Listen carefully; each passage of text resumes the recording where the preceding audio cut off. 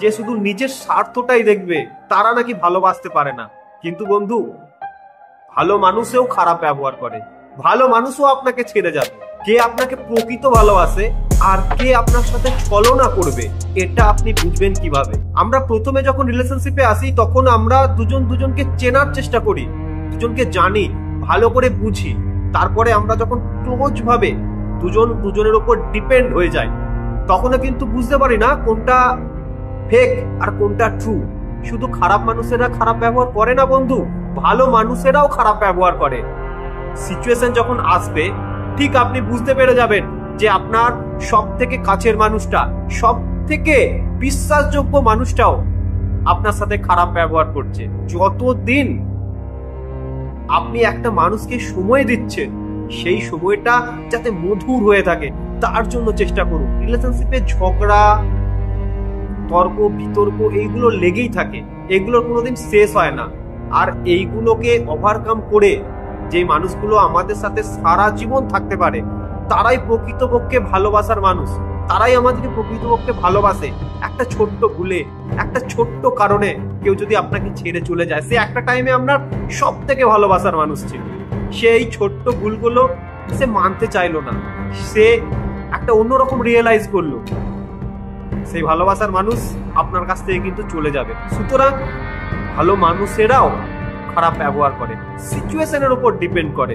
কবে করবে সেটা আমরা কেউ জানি না, বা কি কারণে করছে সেটাও আমরা বুঝতে পারবো না। দেখুন বন্ধু, আমরা কমিটেড রিলেশনশিপে বিভিন্ন রকম আবদার, বিভিন্ন রকম জোর জুলুম খাটাতে থাকি। এগুলো রিলেশনে দুজন দুজনের উপর বিশ্বাস আছে বলেই এইগুলো কিন্তু করতে থাকি। না হলে অচেনা মানুষকে কেউ কি এরকম করে বন্ধু? কেউ করে না। কাছের মানুষ কি করে? কিন্তু কাছের মানুষগুলো এইটাই একটা টাইমে টক্সিক ভেবে নেবে বন্ধু। ভালোবাসার মানুষ যদি প্রকৃত ভালোবাসে, সে বন্ধু ফিরে আসে, কিন্তু তার মধ্যে অ্যাডজাস্টমেন্ট ক্ষমতা থাকতে হবে, তার মধ্যে সাহস থাকতে হবে, তারপরেই সে ফিরে আসবে বন্ধু। তার আগে সে ফিরে আসবে না। আর এই টাইমটাতে আপনার যেটা কাজ বন্ধু, ব্রেকআপের পর তাকে আপনার অনুপস্থিতি বোধটা বোঝাতে দেওয়া, আপনার গুরুত্বটা তার কাছে ফুটিয়ে তোলা।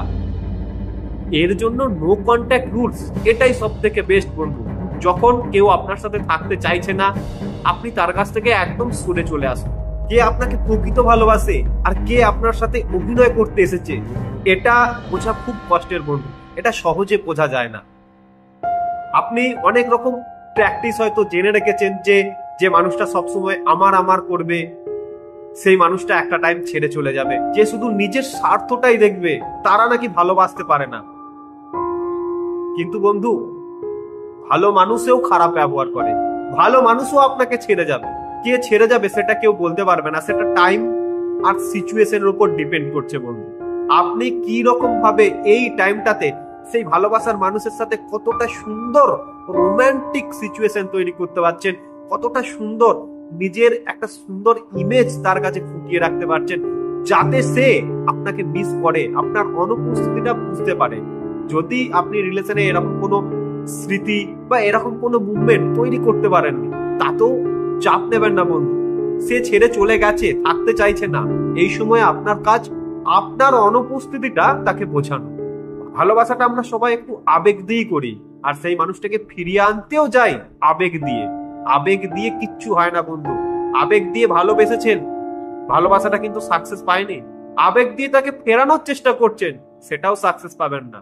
একটু লজিক্যাল মাইন্ড হন, একটু রিভার্স সাইকোলজি ফলো করুন। সেই মানুষ যে আপনার গুরুত্ব দিচ্ছে না, যে আপনার গুরুত্ব বোঝে না, তার কাছ থেকে সরে আসুন।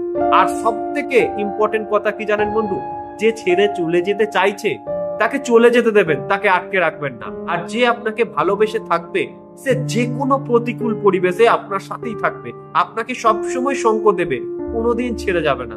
হয়তো খারাপ সিচুয়েশন তৈরি হয়েছে, খারাপ সিচুয়েশন তৈরি হবে, এখনো হয়নি, সে আপনাকে প্রোটেক্ট করবে, সে আপনাকে সাপোর্ট করবে, সে আপনাকে ছেড়ে যাবে না।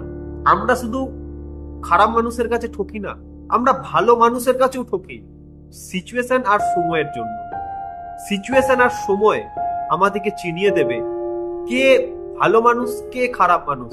আগে থেকে কাউকে জাজ করবেন না, পোশাক দেখে কাউকে জাজ করবেন না, নিজের ডিসিশন নিজে নেওয়ার চেষ্টা করবেন, নিজে মেডিটেশন করবেন, যাতে নিজেকে যে কোনো খারাপ সিচুয়েশনে একদম স্ট্রং রাখতে পারেন। ভালো থাকুন বন্ধু। রিলেশনশিপ ইমপ্রুভমেন্ট টিপস বা ব্রেকআপের পর যে কোনো খারাপ সিচুয়েশনে আপনি কি রকম ভাবে থাকবেন সেই নিয়ে ছোট ছোট টিপস আমি ভিডিও আকারে আনি, যেইগুলো এই খারাপ সিচুয়েশনে বন্ধু আপনাদের অবশ্যই কাজে লাগবে। ভালো থাকুন বন্ধু, নিজেকে ভালো রাখুন। নিজেকে ভালো রাখা প্রত্যেকেরই দায়িত্ব, আমাদের নিজের নিজের দায়িত্ব বন্ধু।